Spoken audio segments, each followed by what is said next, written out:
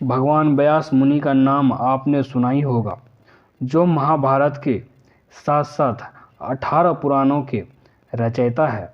स्वयं भगवान विष्णु के अवतार हैं। भूत भविष्य जानने की दिव्य दृष्टि है।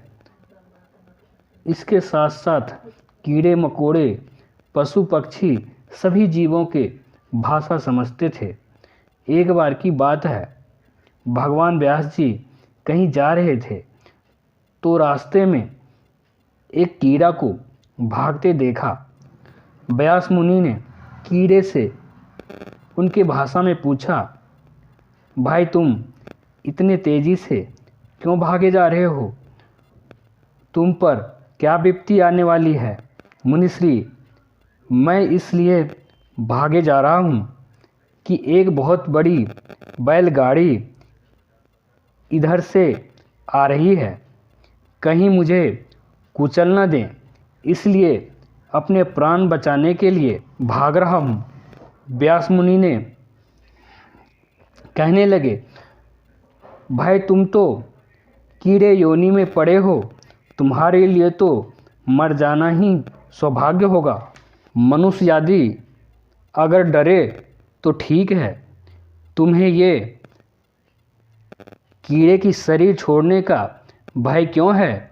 कीड़ा कहने लगा, हे महर्षि, मुझे मृत्यु से भय नहीं है। मैं यह सोचकर भयभीत हूँ कि मुझसे भी अधिक और भी उद्धम कोटि के योनि हैं। मैं कहीं मरकर उन योनियों में न जन्म ले लूँ। व्यास जी ने कहा, हे कीड़ा, तुम भय न करो, मैं तुम्हें जब तक मनुष्य योनि में न पहुंचा दूंगा, जब तक तुम्हारा जन्म जितने भी योनि में होगा, मैं तुम्हें उन योनियों से छुटकारा दिलाता रहूँगा। सज्जनों, व्यास मुनि जी के इस प्रकार समझाने पर कीड़ा फिर से मार्ग पर लौट आया और बैलगाड़ी के पहियों से दबकर मर गया। मरने के बाद उसे कौवा योनि में जन्म हुआ, उसके बाद सियार योनि में जन्म मिला।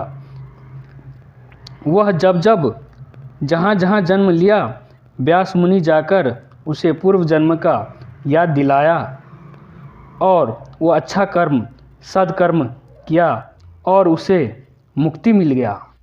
इस तरह कौवा, सियार, गोहुआ, मिर्गी, पक्षी में जन्म लेता रहा। व्यास मुनि उनका उद्धार करते रहे। इसी तरह वह चंडाल, वैश्य, क्षत्रिय, फिर ब्राह्मण बना। तब भगवान व्यास ने उसे मंत्र दीक्षा देकर अपना शिष्य बना लिया। उसे चारों वेद का ज्ञान हो गया।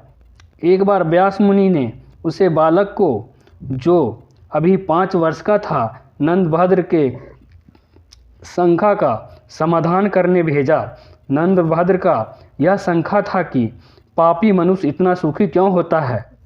तभी उस बालक ने नंदभद्र का शंका का समाधान इस प्रकार किया। उनका प्रश्न था कि पापी मनुष्य सुखी क्यों रहते हैं।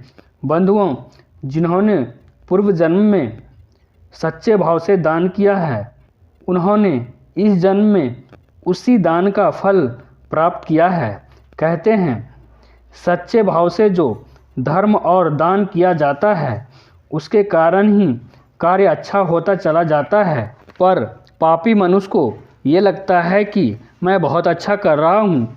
उसे ये नहीं पता, ये तुम्हारा पिछला जन्म का पुण्य उदय चल रहा है।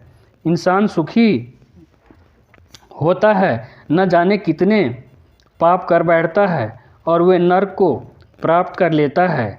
और वो लोग पाप के रास्ते पर चल पड़ता है और उसका भगवान के प्रति अनुराग घटते चला जाता है। ऐसे लोग पुण्य जन्म का फल भोग कर नरक में ही जाते हैं।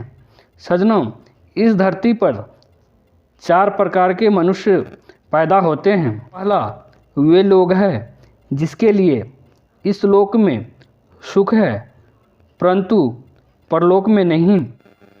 दूसरे वो लोग जिसे परलोक में सुख मिलता है इस लोक में नहीं। आप बोलेंगे परलोक में क्यों? तो जानिए, जो लोग अपने भक्ति भाव से कलयुग में भगवान को पा लेता है उसे परलोक में भी सुख मिलता है और अगले भाव में भी। तीसरा वो लोग होते हैं जो परलोक में भी सुखी रहते हैं और इस लोक में भी। यह वे लोग होते हैं जो कोई भी जन्म हो भगवान के भक्ति भाव को नहीं छोड़ते। चौथा वे लोग होता है जिन्हें ना इस लोक में सुख मिलता है ना परलोक में। यह वो लोग होते हैं जो ना इस जन्म में पुण्य का अर्जित करता है ना पिछला जन्म में कोई पुण्य बचा हो। कुछ पापी लोग पिछला जन्म का पुण्य उदय से सुखी रहता है और इस लोक में पुण्य अर्जित नहीं करता, वे नरक में ही जाता है। इस तरह से बालक ने नंदभद्र का प्रश्न का समाधान कर दिया। बंधुओं, वही बालक अगला जन्म में कुशारु और मित्रा का पुत्र हुआ जो महर्षि मैत्री के नाम से प्रसिद्ध हुआ। कहने का अर्थ यह है कि किया हुआ कर्म धर्म हमेशा ही साथ रहेगा।